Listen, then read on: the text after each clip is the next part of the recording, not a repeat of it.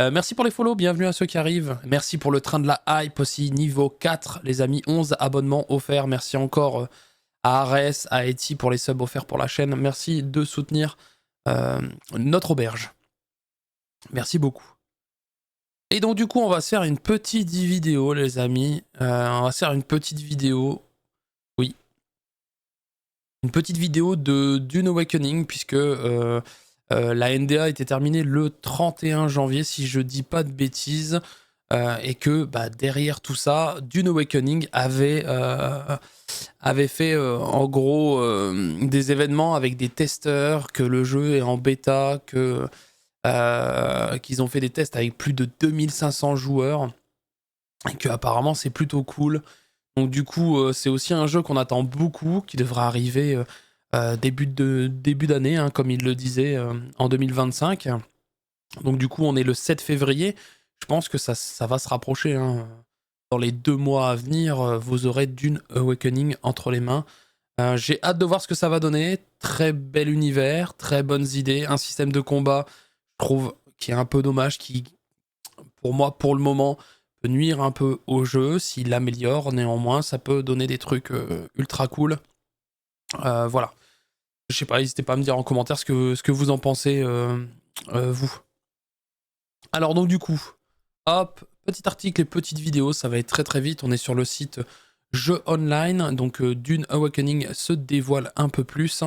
Depuis plusieurs mois maintenant, Dune Awakening fait l'objet d'une bêta-test qui accueille quelques milliers de testeurs. Les serveurs de test enregistrent des pics pouvant atteindre plus de 2500 joueurs. Il faut savoir qu'en fait, ces personnes qui sont invitées ont l'immense chance de tester la version bêta du jeu, hein, ça reste la version bêta, mais voilà, en illimité en fait, très clairement, ils ont le jeu en avant-première, avant tout le monde. Donc parallèlement à cette bêta, le studio Funcom invitait aussi récemment la presse et les influenceurs dans ses locaux à Oslo pour tester la dernière mouture du MMO de survie. Donc je pense que c'est une version plus avancée que celle des testeurs. Et donc du coup, le studio en rend compte brièvement dans une bande-annonce de quelques minutes. Sans surprise, le studio vante l'enthousiasme des testeurs, mais on retiendra peut-être plus spécifiquement les points mis en avant par le studio, les options de qualité de vie et la prise en main du jeu sur la base des commentaires des testeurs, la finition, l'optimisation ou l'accessibilité du titre, autant de sujets qui ont parfois été reprochés aux précédents jeux de Funcom, et sur lesquels le développeur norvégien ne souhaite manifestement pas plus être pris en défaut. On jugera évidemment sur pièce, mais peut-être sans trop tarder. La sortie de Dune Awakening est promise pour début 2025, et l'intensification de la communication autour du jeu augure vraisemblablement un lancement prochain, comme je vous ai dit. Pour moi, c'est Q1, donc c'est dans les 2 mois à venir. Donc c'est pour ça que ça s'accélère un petit peu. Je vais mettre du son, on va regarder cette petite vidéo qui dure 7 minutes. Et je vous ai mis les sous-titres en français. I think it's a really exciting idea of a game. It's combining so many elements with such a well-known IP. I'm excited to see what the landscape's going to look like with tons of players running around and all the houses being built. First couple hours now, it's been great. On va peut-être avoir la chance de voir des images où c'est un peu plus fluide au niveau des combats. My favorite part about it is that it's just so unique.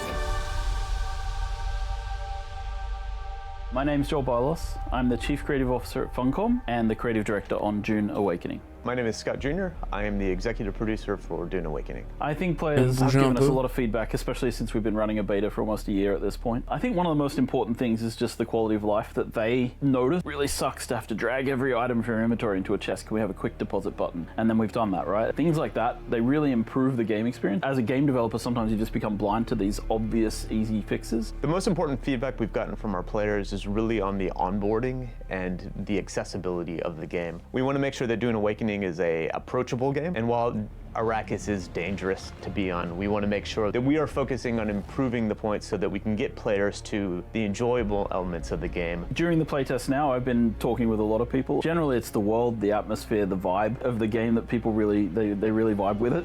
We had a long discussion at dinner last night about the standalone. Incroyable, même les vols et that tout. feeling of like being chased by this giant force of nature. The aspect of the game that we've been really proud about, how Dune the game feels. This is the first time players have been able to live their life on Arrakis. In Dune Awakening, players are walking on Arrakis. They're crash landing. J'ai l'impression qu'ils ont retravaillé un peu le système de combat. Unreal 4 to Unreal 5, the advanced lighting and the technology just made the world become so much more immersive. The art team has been able to, using help that we've gotten from Legendary with the assets there, we've created some very interesting desert environments that are different. Advice for players on Dune? Easy. Rest in black shade, stay out of the sun, conserve your water, and preserve the integrity of your still suit. Look both ways before you cross the sand.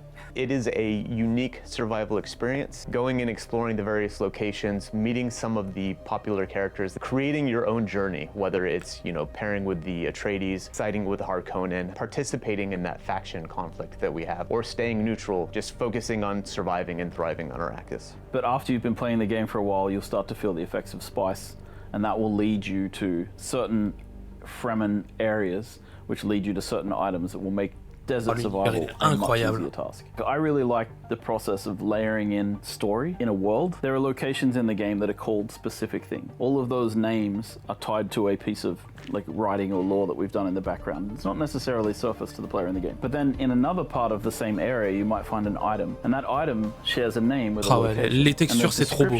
C'est vrai que c'est beau, les textures. Describe what happened at that location for this item to be created. And it kind of creates this feeling that this world is lived in, that people have been here before, that there's more going on than just your story, that the world itself has a story. For me personally, working on the project, to see the creativity that the design team has had to come up with a Dune-focused combat solution has been very insightful. We have a very unique approach to combat. It's not like anything really in any other games, where we've come up with some really neat mechanics to make ranged combat and melee combat with abilities. Ok, j'ai l'impression qu'ils ont retravaillé un peu le système de combat. C'est pas mal. There's a lot of survival games coming out these days, and this one really brings a lot of new elements to that genre. Oh là là là là là là. Ils mettent dans la sauce là. Of course, just the thrill of seeing them charge around and occasionally come off out the sand. I think I got into it really quickly, and I think it's fairly. Ça va prendre mon porte-monnaie cette histoire. Easy to learn. À toi aussi, prenez mon argent. Touch the surface of it, so I feel like as we get deeper into it, we'll really get to really see it. One of my favorite things so far has actually been sitting at the porch in my house, just watching people get swallowed by the massive water. Honestly, for the first 4 or 5 hours that we've played so far, I've had a really decent impression. Firstly, there is Dune. Some people know the IP well, and some don't. Some have seen the movie, but never read the book. Some have read the book 72 times. And so we have a challenge. Most survival games have this ability to lean into a player's sense of intuition, where we have to kind of find these survival loops and make them work and give them proper explanation in our lore. You've got these flying vehicles, the different progression systems, an open class system where to kind of dip into all the classes. Opening cutscenes are really epic. How you end up on the planet, I think it's going to be really interesting for people. I think just seeing how it progresses in the later stages of the game. The early stages are very survival, which is right up my alley. The first couple hours now, ouais, ça c'était un peu dommage. Le système de corps à corps était un peu. Actually, I like the night times the most, when you actually see the ships flying over, trying to find you, and you see the moon. Just look at that big sandworm. It's been a highlight so far, I have to say. The visuals as well. C'est such a beautiful game. And the gameplay that I've experienced looks really, really polished for being a beta version of the game. When we get to meet up with other people and stuff, we get to play. J'ai envoyé un message à Razor, ils m'ont pas répondu. Je voulais négocier un coussin péteur. With the bikes. Yeah. I mean, it's always nerve-wracking when you sort of let people into the game. Press and creators trying out the game now. Ils ont mis les moyens. First, like 6 to 8 hours of the game. What I'm hoping to see is excitement. People seeing the potential of the game, getting to understand how much we've nailed the atmosphere of the universe. Today we expect to get a really good feedback on the early game from our content creators. Give them the opportunity to play Dune Awakening for the first time and really see what excites them and excites their audiences about the game. And sort of being able to hopefully get eaten by at least one sandworm once.